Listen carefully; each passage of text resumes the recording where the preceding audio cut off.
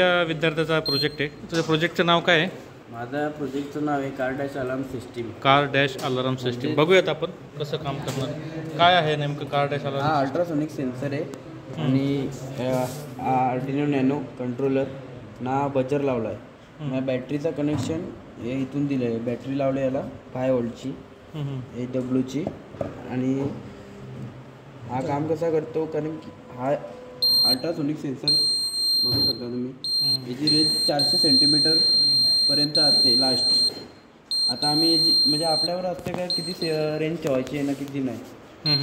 आता आम्ही 20 सेंटीमीटर म्हणजे एक प्रकारची एक कार आहे. कारची वरची ही बॉडी आहे, हे आता बसणार आहे, पण आपल्याला तर सर्किट कळावं त्याच्यामुळे आपण हे सगळं बघतोय. म्हणजे हा मॉडेल आहे. आता आम्हाला म्हणजे मोठ्या कारला जोडायची म्हणजे आता 100च्या स्पीडला असेल. मॉडेल तयार केलं असं 100च्या स्पीडला जर कार असेल तर ती 6 मीटरवर जर असेल गाडी पुढे तर ती इथे अलार्म वाजेल आपल्या गाडीमध्ये. अच्छा.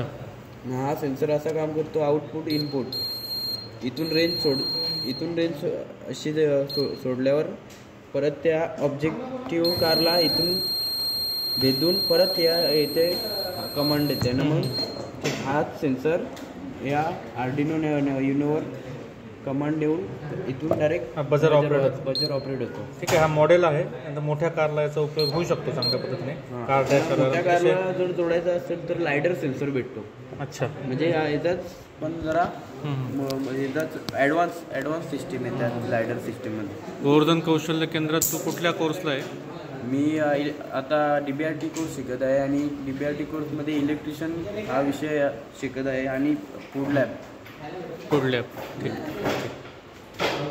अतिशय उपयुक्त असा प्रकल्प आहे.